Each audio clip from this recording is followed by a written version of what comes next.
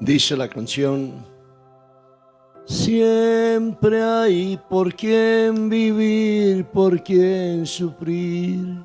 Siempre. Siempre hay por quien amar, por quien llorar. Los seres humanos, en esta sociedad en que se vive actualmente, llamada la sociedad de vidrio, porque no resiste una misa con pólvora, y menos, lógicamente, las 4 penitencias que la Fundación Monte Alvernia propone para poder establecer un diálogo con Dios. No resisten. No resisten la bebida de la Virgen, porque les saca hasta la conciencia del diablo que tenían enmarcado dentro. Después de la penitencia esta mañana, le dimos la bebida a los que participaron. Yo creo que nunca antes habían quedado tan libres como hoy. Hermano, nos preguntaba la reflexión hasta dónde yo he podido entender a Dios. Y son tantas preguntas que se vienen en este momento, que confluyen en esta circunstancia, que nos quedamos como, oiga, ¿esto para dónde va? ¿Cuántas veces recuerdo en una Navidad, cuando yo era párroco en Palermo, me llamaron de urgencia al Seguro Social? Había un hombre ya muriendo y cuando llegué ya estaba muerto. Y le dije al médico: ¿cuál es la inyección o qué le pueden aplicar? Me dice: el padre está muerto. Y yo: aplíquele lo más fuerte que tenga. Y yo hago la parte mía. A los 15 minutos, aquel muerto estaba vivo. El médico no entendió lo que pasó. El hombre salió del hospital recuperado y me dijo: padre, ¿por qué resucité? Y yo: porque tú tienes que hacer un trabajo de reconciliación con tu familia, porque en tu familia todos se odian. Y la única forma en que te escuchen es que estuviste muerto y ahora estás vivo. Se fue a su casa, fue reuniendo a cada uno de sus hijos, nietos, hermanos, etc. Habló con todos y después le pidió a un sacerdote que le celebrara una misa a la familia. Se terminada la misa, la Eucaristía, el hombre le dice al Señor: Señor, me resucitaste para unir a mi familia, ya está unida en tu presencia, ya es tu tiempo. Y murió. Hago una pregunta: ¿entendemos esos signos de Dios, esos hechos de Dios? ¿Cuántos de los jóvenes que están acá, que no sabían de esto nada, han estado así como: ya, ¿y esto para dónde va? Entendemos esas circunstancias donde cada uno tiene que marcar el territorio de Dios. ¿Cuántos de ustedes no toman la bebida socialmente? ¿Por qué? Porque es que la gente me dice que huelo mal. Porque es que a la gente no le gusta. Lo bueno es una cosa, yo lo he podido comprobar después de 40 años, que esa bebida lo que pasa es que lastima el aburguesamiento del diablo en cada uno de ustedes. Como gritaban esta mañana, me reclamaban las comunidades de las negritudes desde mucho tiempo. Me decían: ¿por qué nos habíamos demorado tanto para hacer esa penitencia? Para que la persona a través de quien tenían que salir no había venido a hacer esta penitencia. Y le decía precisamente la palabra que acabamos de escuchar: nada sucede al azar y todo tiene que ser en el tiempo de Dios. ¿Cuál es el tiempo de Dios en tu vida? Que hay un jovencito bien gallinacito, y entonces le dije: nos vamos para Pasto, una Navidad diferente. Y le cambiaron el disco en la cabeza, está así. Y se pregunta internamente: ¿será que sí puedo ser sacerdote? Pero la mera decisión que tomó aquel día, todo por el Señor, le bastó y está aquí. No tiene chaquetas, no tiene zapatos, pero tiene cabeza y tiene cuerpo para sufrir y soportar la penitencia. ¿Cómo le fue en la penitencia? Bien. ¿Sí? ¿La volvería a hacer? ¿Sí? Eso va para. Hace 2 meses le preguntaba a un niño de 7 años, ¿por qué esas cosas raras de la vida se llama Jesús David? Hizo la penitencia con la mamá. Cuando el niño se cansaba, se sentaba un ratico y volvía a alcanzar a la mamá. Cuando terminó, le pregunto, ¿te cansaste? No. ¿Y tus rodillitas se lastimaron? No. ¿Te duele? No. ¿Volverías a hacer la penitencia? 13 veces, me dijo. Un niño de 7 años. ¿Por qué tantos adultos se les arruga la conciencia cuando sienten el dolor? ¿Por qué será? Precisamente por eso. Porque no estamos preparados para correr la cortina de la ventana de la historia. Por eso algunos arquitectos e ingenieros le proponen a uno hacerle una pieza al Padre mirando una montaña. Yo no entiendo. Pero si el Padre tiene que ver un horizonte para cada amanecer, entonces, oiga, pero ¿por qué? ¿No será que esos benditos señores quieren que el Padre no piense, no vea, no entienda? Yo creo que estaba pensando en eso, ¿no? Pero el Padre reaccionó y reclamó sus derechos. Tranquilos. Y si no, los ahorcamos. Para decir una cosa, ¿de qué manera Dios te habla y te indica el camino que tienes que seguir? Hoy está clara la vida de Francisco. Esa es la mujer de Dios. Yo no le he dicho nada sobre su vida, pero el mero hecho de estar acá y lo que le sucedió esta mañana en la penitencia es el lenguaje de Dios. No es cuando yo quiera. Curas y monjas hay por todas partes. Y le preguntaría entonces a la hermana, ¿por qué desde Venezuela tuvo que venir a Colombia? Cuando tantos no creen, ¿por qué usted creyó y por qué su superiora creyeron? Yo no le he tocado. Yo solamente hice la absolución, la confesé bien y usted se ha defendido, ¿cierto? Cuando lo más maravilloso, esa penitencia le volvió el color original al rostro de la madre. Cuando vino acá era morenita y ahora es rosadita. Ya tiene vida, porque es que así sucede. El mejor tratamiento de belleza para todas las mujeres que son así como piscudas o caricinas. Entonces, los que no son de aquí, que no entienden ese lenguaje, le preguntan a las pastusas y verán que eso sí lo entiende.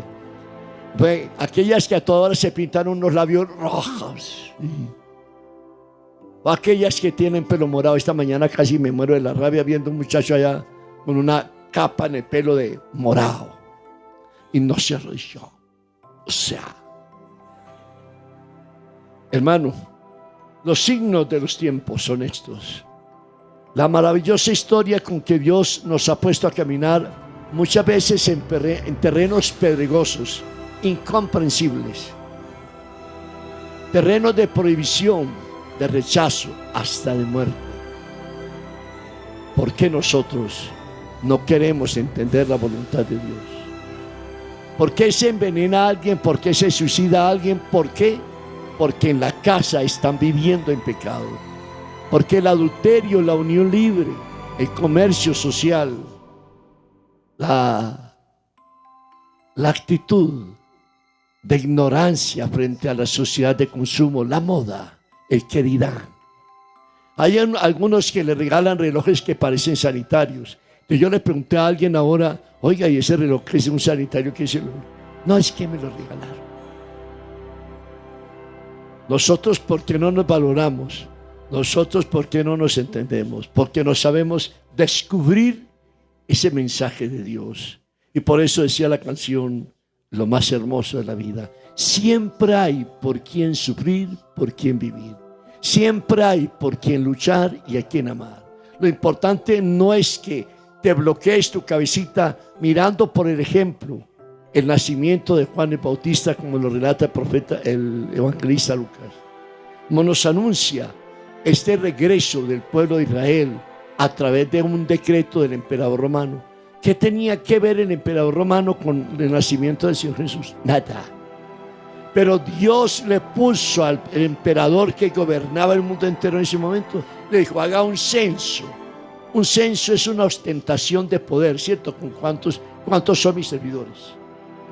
¿Sobre cuántos domino? ¿Sobre cuántos mando? Y los obligó, ojo, a ir cada uno a su ciudad natal, donde hubiera nacido la genética de esa tribu. Y José, como era de la tribu de David, al igual que la Virgen, tuvieron que ir a censarse en Belén de Judá, la ciudad del rey David.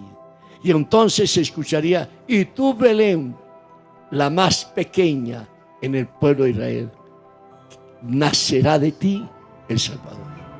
¿Cuántas veces ese niño que nació como atravesadito, ese niño negrito y feo, no voy a decir quién, pero hay muchos feos aquí, para decir de alguna manera, oiga, Dios, ¿qué quiere de mí? Había un santo fabuloso, yo le recomiendo que vean esa película, se llamaba San José de Capistrano. Él no quería ser fraile, ni monje, ni sacerdote, pero tenía un tío que era sacerdote religioso franciscano. Y la mamá le dijo al tío, yo te lo dejo ahí, haga de él un santo. Y el niño cada rato se burlaba del convento. Hasta que de Biblia no sabía nada, de teología peor. No es como los de hoy que tienen que ser doctores. Como si los doctores de la Biblia pudieran entender el misterio de Dios. Como si los filósofos de la Biblia pudieran entender el amor y el perdón de Dios. ¿Por qué nos cuestionan? ¿Por qué nos interpelan? Le decía yo a alguien, ¿qué harían los teólogos frente a lo que estaba pasando cuando la gente llegaba a tocar ese poste, esa base donde estaba San Miguel? ¿Qué dirían entonces? Y entonces sucede lo más especial. De ese acontecimiento, esa idea del emperador romano obliga a José y a María a ir a Belén. Pero ¿por qué Dios Padre lo va a mandar donde no quieren darle hospedaje a la Virgen porque está a punto de dar a luz y entonces va a poner en problemas a la familia que le hospedaje? Porque es un problema una señora de parto en la casa.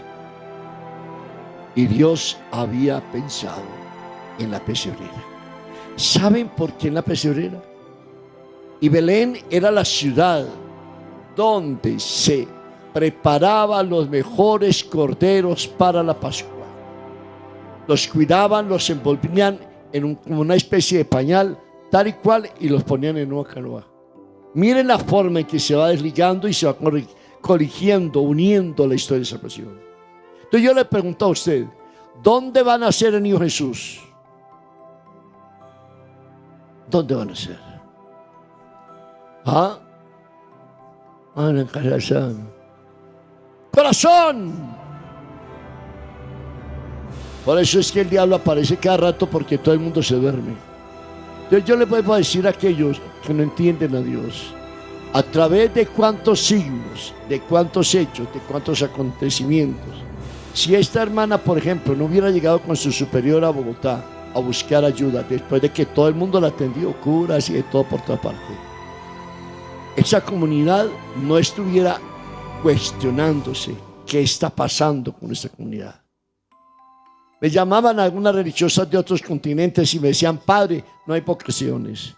Y le dije yo, lo que pasa es que están cubriendo los monasterios con una capa negra de la masonería y la sangre de todos los que sacrifican para acabar con la iglesia. Hermano, más allá del mar habrá un lugar. Pero para eso hay que tomar una decisión. Que me cansé, me paro, me siento un instante y vuelvo con más coraje. Yo le decía a unos personajes que eran que sí, que no, que eran que sí, que no. Paso grande, más adelante, más para adelante. Le decía, miren el horizonte de esa penitencia, porque no está en mirar al piso como la mayoría de la gente hace la penitencia, sino mirando hacia allá. ¿Dónde está Jesús que nace? Mirando el frontispicio, ese horizonte plano e intenso, donde Dios te dice, yo te amo. ¿Dónde está? ¿Dónde está el papá? ¿Dónde está la mamá? ¿Dónde están los hijos que sean capaces de decir a la familia, Dios los ama? Una mamá, un papá que se hagan respetar. No es que en tu casa van a vivir los amancebados. No. respeta tu casa. Usted no tiene que esperar que le impongan a la nuera o al yerno. No, Señor, tu casa es el pesebre de Dios. Y en el pesebre de Dios no puede haber la imposición de un pecado. El pesebre era humilde, sencillo, porque allí se preparaba el cordero. Y Jesús sería el cordero de la Pascua eterna, porque Él lo va a decir: tomen y coman, que este es mi cuerpo. Y va a decir: tomen y beban, que esta es mi sangre, sangre de la alianza nueva y eterna para siempre. ¿Qué pacto va a hacer usted con Dios? ¿A qué se va a comprometer de hoy en adelante? ¿Qué va a ser su vida? Para mañana en la tarde habrá un caldito para un pobre. Para mañana en la tarde o en la noche habrá un espacio para un niño que no tiene un juguete, que no tiene un confite. Habrá un espacio en tu casa para que todos duerman, aunque sea en el piso, pero que aquella noche de mañana alguien diga: me dieron el abrazo de Dios. Yo recuerdo a alguien en un tiempo. Llegó un campesino, no se me olvida, del Huila. Pobre hasta la conciencia. Los zapatos solamente tenían la capita de la planta del pie. Lo demás no tenía. Vino con un niño en una miseria. Ese hombre cogió sus zapatos y se los puso a aquel hombre. Y cogió la chaquetica, la camisa del niño y se la puso a ese niño. Usted es capaz de darte lo que le hace falta. O es de los que se pelea para un largo viaje. Yo le voy a contar a algunos amigos que cargan unas maletas muy grandes. A mí me da mucha risa porque no saben viajar. Es una maleta. Para un largo viaje solo se necesita lo que dice el Evangelio. No lleves túnica para el camino. No lleves alforja ni dinero. Lo que tengas puesto para empezar a caminar. Muy sencillo. Usted se muere hoy. Ábrame los ojos, Señor. Usted se muere hoy. ¿Qué se va a llevar? La guitarra. Ahí se ponen a pelear esos señores. Yo con ellos no me meto. Entonces, a ver, ¿qué se va a llevar? ¿El tambor de Francisco? No, con el tambor no se metan porque te hace mucho ruido ahí abajo. A ver, hagamos la esencia de la vida. Un Dios que te habla, un Dios que te conduce, un Dios que te invita a decir de nuevo: caminante no hay camino, se hace camino al andar. Y al andar se hace camino, se verá el camino que nunca se volverá a pisar. Caminante, son tus huellas el camino y nada más. Señores, usted es una buena noticia para su casa o una mala noticia. El que pueda entender, que entienda. Si deseas ayudar con tu donación a las obras del Padre Guillermo y de la Fundación Monte Alvernia, puedes enviar tu aporte con los siguientes datos.